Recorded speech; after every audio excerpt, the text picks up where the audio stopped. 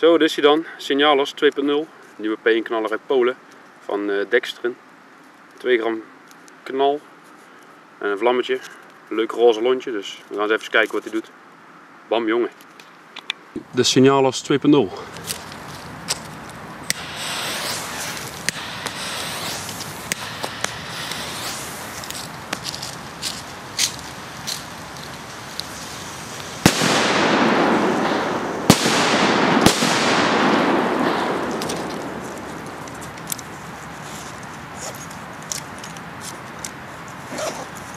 Zo, dat was hem. Bedankt voor het kijken. Tot de volgende keer.